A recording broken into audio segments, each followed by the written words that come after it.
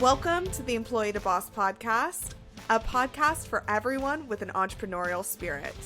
Every week, I am joined by successful guests in all different industries and stages of business who will share what their experience was like transitioning from employee to boss. Expect action steps, inspiration, and hot topics. This is a resource for you if you're wanting to start a business, go all in on your side hustle, get to the next level in your thriving business, or just hear what it's like taking the leap to becoming your own boss. Business can be very lonely, but it does not have to be. I'm your host, Hayleigh Hayhurst, the owner of Espresso Podcast Production, a full-service podcast production agency specializing in editing, marketing, and strategy. Let's dive into today's topic. Hello and welcome back to another episode of the Employee to Boss podcast. I'm your host, Hayleigh Hayhurst, and today we have an incredible guest, Tianna Mamalick. We are talking all about keyword research, what you actually need to know about SEO, and using AI for writing blogs to make it easier.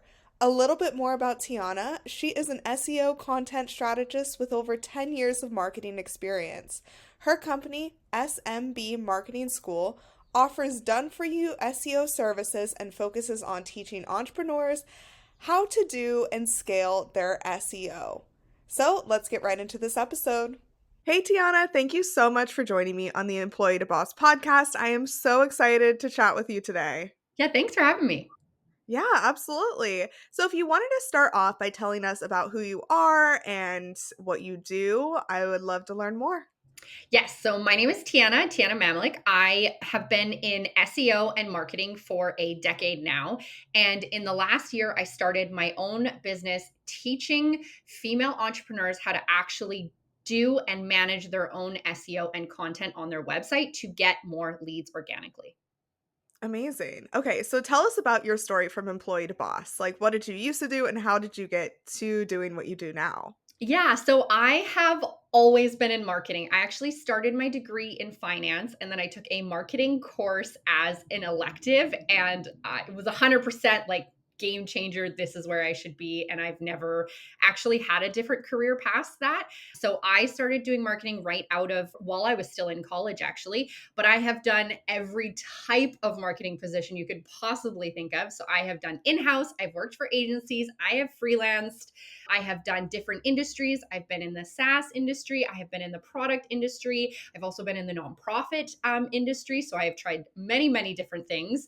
And what I learned through all of it is that essentially people put SEO and content second. And the problem with that is there's this whole growing theme of people wanting to make money while they sleep. And what people don't realize is that every avenue of marketing that you do that with, you have a lot of inputs involved. But when it comes to SEO and specifically content for your website, everybody thinks it's dead and it's just not. That's actually the one way to truly make money while you sleep. You invest in it now, you let it grow. It's kind of like a mutual fund where you sit on it and you just make sure it's doing what it's supposed to be doing. And then you do actually start making money from it. So now I run my own company. I help small businesses do this. And I think it's really important that people realize how important SEO actually is. Yeah, totally. And I want to get all into SEO for sure. And so that's so interesting that you started off in finance and then took a course on how to do marketing and then just kind of took off from there. So when you decided that you wanted to stop working in the corporate world or the nonprofit world and actually go off on your own, what did that transition look like?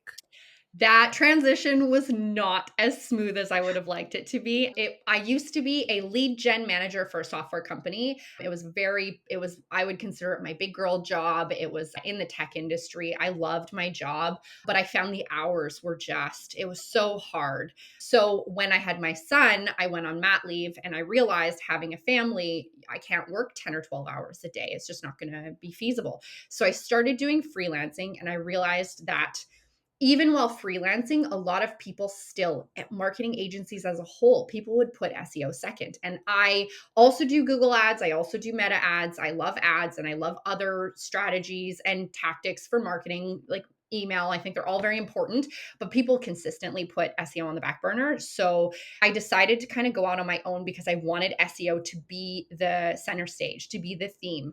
Yes, it takes a long time. But when you invest in it, you invest in it and it pays you back tenfold. If you stop ads tomorrow, you're not going to keep making sales. But if you stop doing your SEO tomorrow and you did put a little bit of effort in, 6 months from now, you probably will start seeing sales. So it was one of those aha moments where I was like, SEO is way too important, and people just put it to the side or say, I'll get someone else to do it. And I truly believe people can do it themselves. They're just so scared of it because the industry kind of gatekeeps these like really easy wins. So people feel like they just can't do it because it's so technical. And it's actually, I would say, almost becoming less technical because tools are making it easier to do. Okay, so interesting. And before we get too far into this episode, why don't you tell us what SEO is from like a basic anyone can understand standpoint? Yeah, so SEO is search engine optimization, which essentially means how people find your website through a search engine. So Bing, Google, DuckDuckGo, those are all search engines. SEO is making sure that your website is actually readable by the search engines so that you can be found for the things that people are looking for.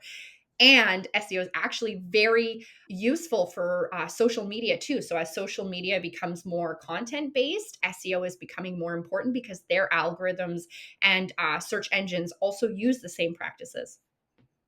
Okay, we all need to know exactly what SEO is before we dive 100% in. But SEO to me is one of those things that's kind of like a mystery. It's like I understand what it is and why it's important. And I understand like keywords and all of those things that are important to incorporate into your content. But why don't you tell us like how we can get started with SEO? Yeah, so I actually take a different approach to SEO than I think what most people take. So a lot of people think SEO is very technical, and yes, I obviously do the technical part. Your site needs to work properly, but I take the approach of quality content over anything. So you can pay for backlinks and you can do a lot of work to get your site to look amazing for Google and be completely keyword stuffed and focused or whatever you want to call it. But essentially, the best way to get good SEO is to write good content and write the right content. So a lot of people think if I just post, actually, I would say like 80% of people that I work with think if I post my website tomorrow, it's going to start ranking immediately. I need to make it perfect. And the thing is, like, that's not the way it actually works. Like, if you post a new website, you're probably not seeing traffic for a few weeks, a few months at best. But if you consistently keep adding more content to your website that is useful to people, I don't think you need to, like, yes, you can always invest in the technical portion of SEO later, but good quality content is good SEO. So I think a lot of people overcomplicate it by saying like, oh, my links need to be proper and I need to do all of these like technical pieces. And it's like, no, I think you just need a good keyword list. Like, what are you actually writing about? And then you need to start actually writing content that people want to read.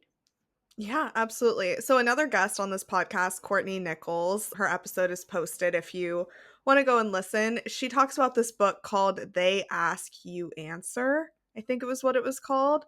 And basically the way that she grew her business was just by writing a ton of blog posts. And now Mhm. she ranks really highly in search anything. So she's in the travel agency, so basically anytime you talk about like a travel wedding or anything like that, she's ranking. Mhm. And so I love the content standpoint from there, but I didn't get into like the nitty gritty parts of it with her. So I'd love to dive in with that, because yes, you can make a million blog posts, but how do we make sure that the blog posts are actually performing well?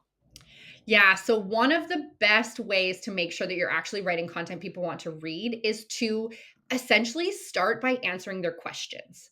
So, if you are, say, a photographer and you want to start ranking, what are the most common DMs you get? What outfits should I be wearing? What location are we going to be shooting in? Start by answering those simple questions in your blogs and then connect them together. So, make sure that the themes kind of connect. So, if you have outfits, link your outfit blog to your location blog and vice versa. So that's where the technical part comes in is when you start linking them. And I'm saying linking, I honestly just mean add a link from one blog to the next. And then all of a sudden, these ideas start to flow into each other. But the best place to start is to honestly just ask your clients or look through your old messages and say, okay, what's the most useful thing to answer? Could I just create a blog out of it? You don't necessarily have to send the blog to your potential customers, but it's other people will also have the same questions. And then there's actually quite a few tools that you can use to also find really good questions. So there's Answer the Public, Answer Socrates, and both of these tools, if you add like a common theme or industry or even a basic question, they'll kind of give you like, what are the most common questions asked to Google? So you can kind of go through those and decide like, okay, which question is actually worth answering? You can write blogs on non-questions, but I do find a question-based blog or a blog that answers a question in some way tends to rank highest. Okay. I love that. I love that. And yeah, when I started my business and I wasn't really sure what to post, I would go into podcasting Facebook groups since I'm a podcast manager and I would see what people were asking. And it was a little clunky. I would literally screenshot what they did and be like, blur out their name and everything and be like, here's the answer. So it was definitely a rough way to start, but yeah, that's exactly what you're saying. Like, just answer what the public is interested in. And I'm sure people are listening who don't have an active blog. Do you think every business needs a blog? I think every business can benefit from a blog. It depends on what's written that kind of makes the difference for different industries. So essentially, the most important part, if you truly, some industries, I think you don't really need to focus on SEO. Like if you're selling from social and social's working for you and you don't have the resources or capacity to invest in SEO, then stay in social. I don't think you need to add SEO as this like big, although if you do a little bit of work, I do think it's still worth it. But I don't think necessarily you need to take your resources and move them over there if what you're doing is working. I would just kind of have backups in the end. Like if social ends up not working later, what's your Mhm. strategy or plan to exit that specific tactic? However, when it comes to each specific company, if you want to rank on Google, Google needs to know what you sell and what services you offer. So essentially, ranking is all about, are you explaining your product, service, and industry better than everybody else? And that is why you rank. So if you have your main navigation pages, which means your homepage, your about page, your contact, all those service-based pages, and you don't have a blog, your site is probably 5 to 10 pages in size. And if you're trying to outrank your competitors who has a 100-page site, there's just no competition in a sense of how many words they have on their website. So you could optimize your homepage and make it perfect and talk exactly about your industry, but you're talking about it less than they are, and their theme and content ideas are built out more. So if you don't have a blog, in all honesty, you just don't have enough pages on your site or enough words to even have Google start ranking you properly. So I do think Mm. it's worth it. Some people don't necessarily use a blog in the way that we think we need to use a blog. Like some people will write questions and answer them in articles. Some people could do like certain industries, like if you had a clothing or fashion label, you wouldn't necessarily want to just write articles. They may not rank very well. But if you wrote articles on how to wash the clothes, how to pack them for a long trip, or information that helps with the products that specifically relates back, I would consider those blogs. You could also create them on your page, but essentially that's how I would talk about like the article or blogs on your site. Okay. I love the way that you describe that. That makes it make so much sense of like the more words you have, the higher you rank. And, Mhm. you know, yeah, that's totally makes a lot of sense. And I'm sure, like you said before, like the quality of words definitely matters. And so making sure everything is targeted and on brand is super important there.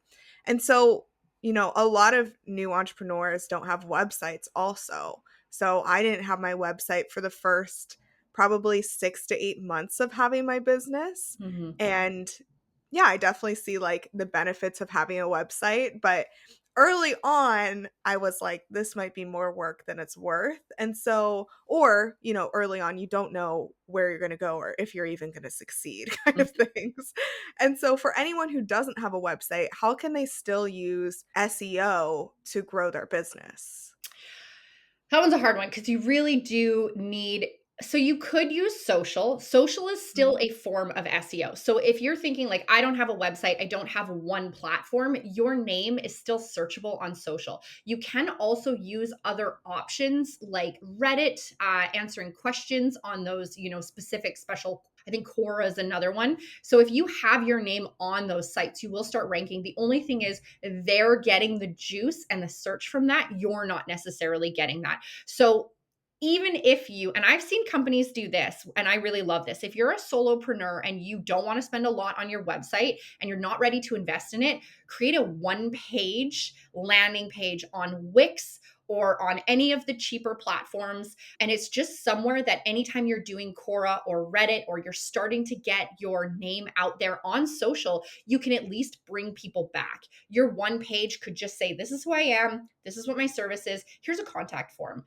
Because what you're doing is you're creating like points for your domain. So once you've purchased that domain, the name of your business.com.ca, and you start creating this single landing page and you start sending people there, you haven't invested very much. There's not a lot of keywords. But if you sit on this for a year or two and then you're like, okay, now I'm ready to start investing in a real site, in real SEO, you have put all of these like back end points on this domain that you now have. Your SEO is going to be, you spent, 3 to 5 hours making that one single page for your website. You spent $12 a year on your domain, whatever it ends up costing. Now your SEO, like it would be so much easier for me to rank you very quickly with all of those extra domain points. So I do think there's a lot of positive to having a hub. I think that a lot of people think you need to be perfect right away. I've seen so many people who are like, I can't launch my website. It is not perfect. People don't care that much. We care that much. People are not looking at your website and saying, oh, your service page is kind of, funky. Like there's a million websites out there and a lot of them have stuff that I could say they could do better. So I think it's more just having it and starting it, because SEO is all about building on those pieces. So it's time investment. Yeah. Yeah. Okay, that makes a lot of sense. And so when it comes to actually doing the research into what keywords to use and how to incorporate SEO, how do you recommend people to start? I mean, obviously, if they have the budget to work with someone like you who can make it 100 times easier for them and 100 times more successful, that'd be amazing. But Mhm. for anyone who's just dipping their toe into the world of SEO, how can we start? Yeah, so I do think that the keywords you use are very important. I do have a free keyword course. It's like 30 minutes, but essentially the idea behind it is you take what's currently, if you have a website, take what's on your website, pull all of the keywords off there. I always suggest people use a tool called UberSuggest, and it's UBER and then suggest. And that tool allows you to build keyword lists, and you can use the free option. In the free option, you only get 3 searches a day. So it's going to take you a little while to build it, but I don't think you need to use a paid platform. The only reason this is a really cool tool is you can put all of your keyword ideas in there, and then it pumps out the actual data for you on how those keywords rank. So what I often tell people to do is start by brain dumping. Think of every possible keyword you could possibly use. Then start by brain dumping with location keywords. So take all of those ideas you just had and add your location to it. A lot of people sleep on the location thing because they're like, well, I can help everybody in Canada. And that's great. But now you have this really big ocean that you're trying to target, when in all honesty, when it comes to SEO, it's better to target local if you're smaller. Once you grow, then you can start targeting a wider audience. But it's really all about like winning. You want to win the keyword. You don't want to half win. And if you use Canada-based keywords or like large cities like Toronto or Vancouver, you are fighting with more people to own those keywords. So once you do those location specific keywords, I always go and try to steal my competitors' keywords. So in this tool, you can run your competitor's website and steal the keywords that are working best for them. Then you put all of these in a list, and I essentially rank them based on what has the most search volume. And then I cut out any of the keywords. There's something called the difficulty rating on a keyword, which essentially means how easy is it to be in position 1 to 3. So I cut out any of them above 70 if I have a smaller website. website, because above 70, you just don't have enough words yet to actually rank that high. Once you cut out the 70s, that list is essentially the list you should start targeting. So find your favorites. I usually pick 3 to 5. I optimize my entire website 3 to 5, and then I use the rest of the keywords as content.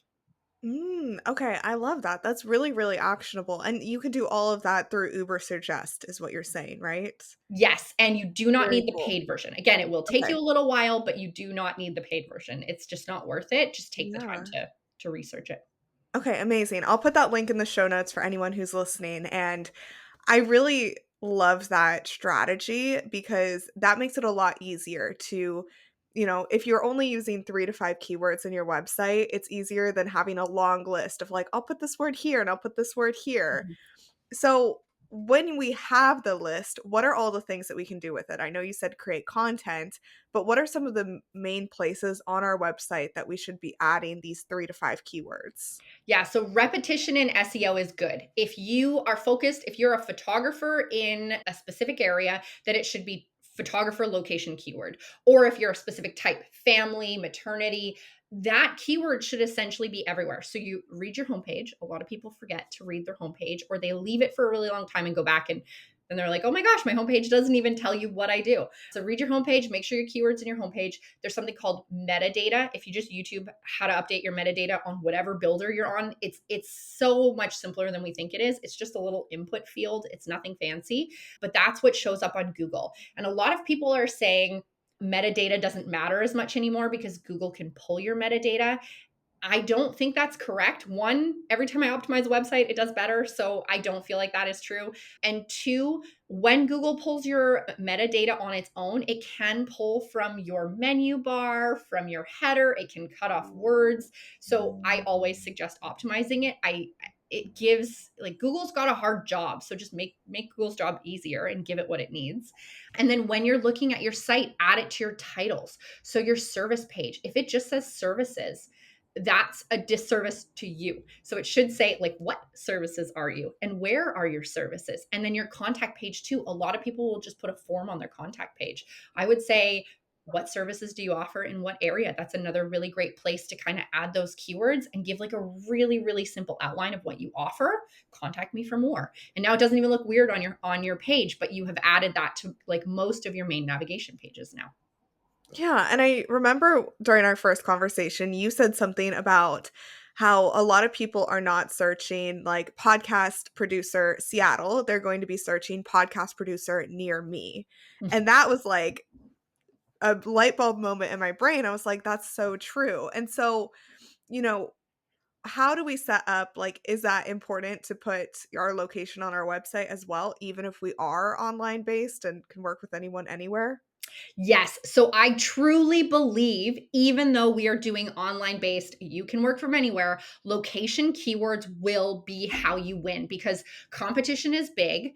So if you think, there's a million people in this big city or there's, 500 people in the smaller city, you're much more likely to win in the 500 people. So essentially, what you're doing is it's not like people will come to your website and be like, oh, you're in this specific location. I'm not going to work with you. People actually don't care that much. However, Google will outperform you on those near me keywords.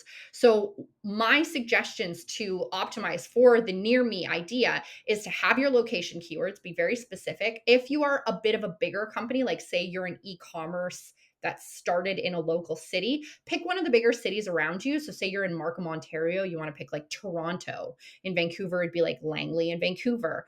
So the e-com, you could go a little bit bigger because then people have still heard of Vancouver before, but you'll probably still win because people are coming to your site enough. Mhm. Add your location in your footer because then it's on every single page.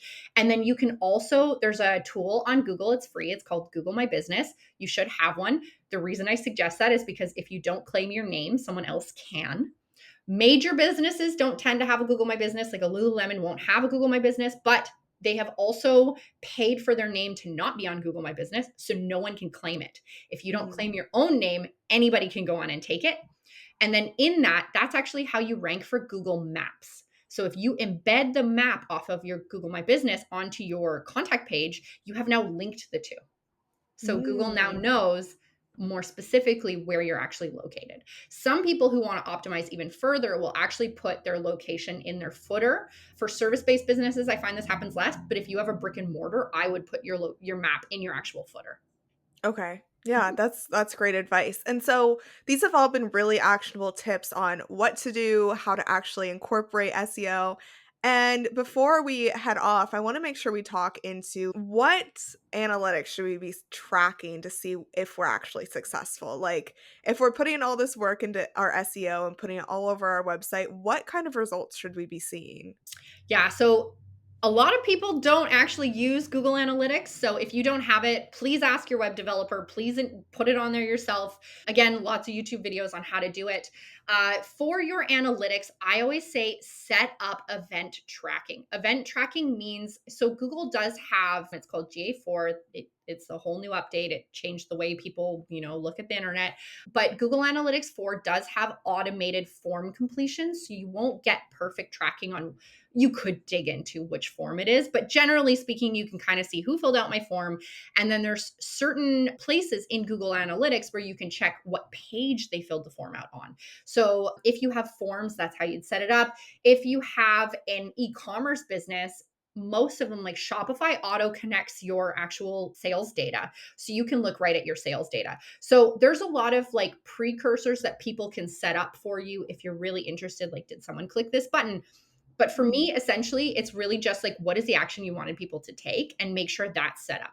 And if you don't know how to do that, I do genuinely believe that it's worth paying somebody to do that, because if you're spending money, and it's not just for SEO, it's for social media, for paid ads, for anything. If you are spending money on trying to get people to your website and to your business, you should know what they're doing. So it's setting up events. And if you can't do that, the investment will far outweigh the cost.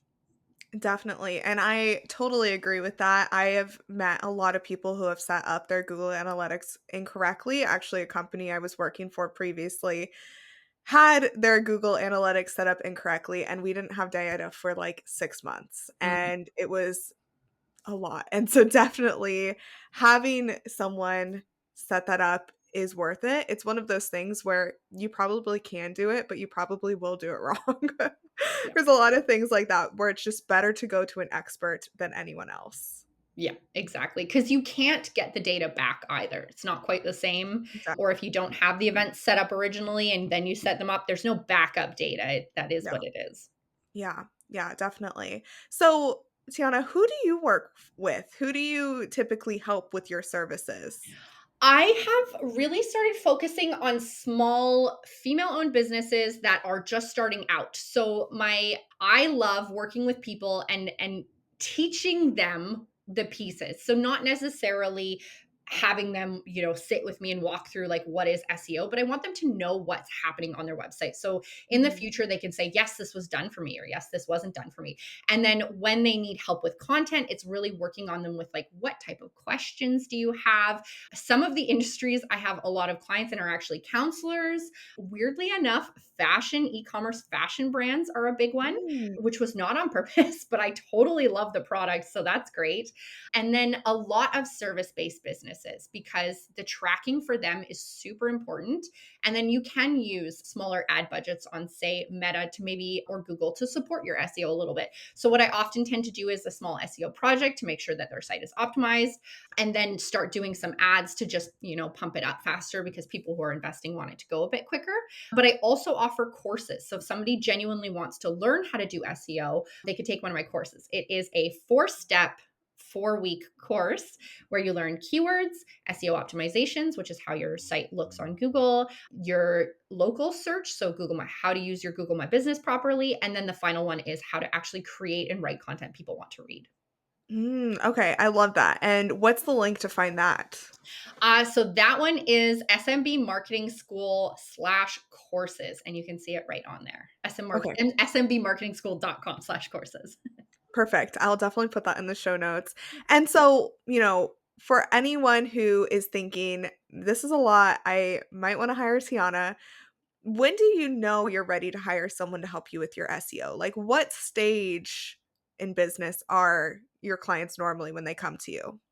I find clients are already set up. So you have your website ready to go. You started on social, you've started making some sales, you have a little bit of revenue coming in, and you're thinking of okay, what's the next step? That's Mhm. often when people tend to contact me, and I feel like they're most appropriately ready for SEO. If you're still in the I'm making my website phase, it might be better to take the course because then your internal resources hopefully are enough that you can start investing in it. I genuinely think though, after you're done the course, SEO is not one of those things where you have to invest like 40 hours, a month. It's like 2 or 3 hours a month. So if you're not quite ready to pay someone to do it, investing in it is well worth it, even if you're not perfect. Because when you are finally ready to invest in it and you've already done the back end work, that person just needs to tweak things and it will take off a lot faster. Okay, amazing. And this conversation has really made me realize I need to restart my blog. I haven't done a blog post in quite a while and I'm feeling inspired. So, how many blog posts do you think people should post per month? Oh, I think I have an answer that most SEOs don't love. And that is that I don't necessarily think you need to have a cadence on blogs. It's not quite the same as social. I think it's easy Mm. to set a cadence of one blog a month.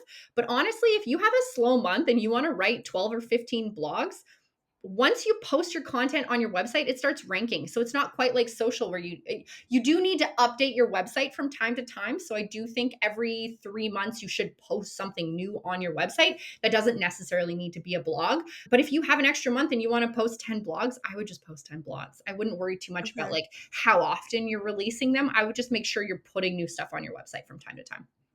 Okay, amazing. One blog a month definitely sounds doable. And if you're wanting to do more, I think what I'm seeing a lot on social media right now is people using AI to create blog posts for them.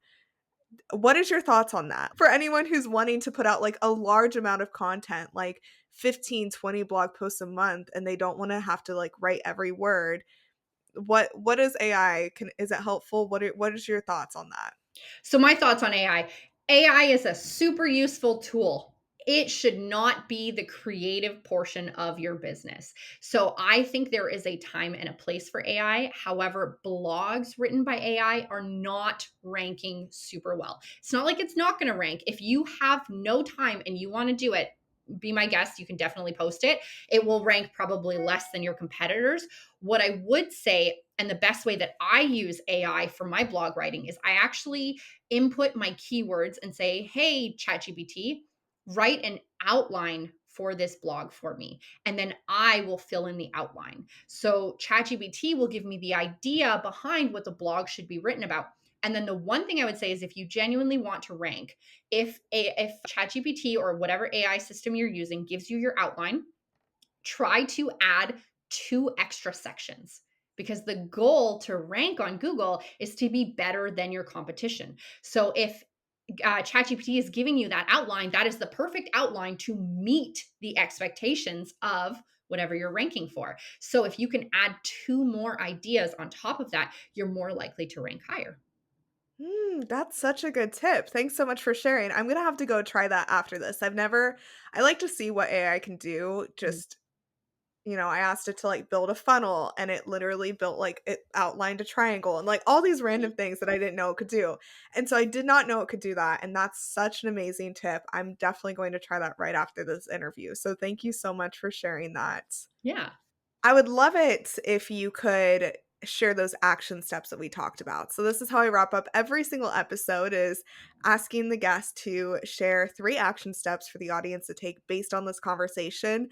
We talked about a lot of technical things, a lot of great action steps already, but for anyone who's like, "Oh my god, the world of SEO is so much." What should we do this week to move forward with this? Yes. So, my 3 action steps: first one, if you do not have a website, create one. And then take the time to actually read your homepage. Just genuinely take the time to read it. Set out 2 or 3 hours of your time and read it and say, does this honestly tell somebody the services I offer, the products I offer? Does this make sense? And does it ask them to do an action? Because I often find that's the most important. 2 would be do a keyword list. If you're going to even focus on SEO in any capacity, do a keyword list and then go and steal your competitors' keywords. They probably care, but it's still worth doing. And then the third and final one I would say is just start. So a lot of people say this in social too, and you'll get the gurus who want the click through that are like, you can't just start, it has to be perfect. Honestly, when it comes to marketing, social was one of the things I was worse at, and I just started, and I'm not great at it yet, but I have grown and I've gotten better because I did it. So SEO is the same. I don't think you necessarily need to hold off until you're perfect. You don't have to have a perfect keyword. Just start writing. Google will start giving you traffic because there is words on your page. It may not be perfect, but you will grow and learn as you do it. Okay. I love those steps. Those are really actionable, and I think really give people a step by step of what to do to move forward with this. So thank you for sharing that. And where can people connect with you? Yeah, so I'm most active on Instagram. I think it's a millennial thing. I just love Instagram. So I share a lot of videos on there. If you want to send me a DM, I'm super responsive. But you can also feel free to visit the website, smbmarketingschool.com. I post all of my courses there. And then my blog has a bunch of helpful content on how to do your keyword list, what type of blogs you should be writing, how long they should be. So if you ever need advice specifically on SEO, it should all be in there. Thank you so much, Tianna, for being on the podcast. Thanks so much for having me. I love talking SEO, so I can talk people's face off. It's horrible. I love it. Yeah. All right, I'll talk to you soon. Thanks so much. Have a great day. Thank you for listening to the Employee to Boss podcast. If you made it to the end of this episode, I hope that you implement the actionable steps from this week's experts so you can get started with your business today. Please rate, review, and subscribe to the Employee to Boss podcast on Apple Podcasts, Spotify, YouTube, or wherever you listen to your podcasts. It helps more than you could ever imagine. Remember, a little progress each day leads to big results. We come out with a new episode every Tuesday. To access our show notes, transcripts, and courses, please check out espressopodcastproduction.com.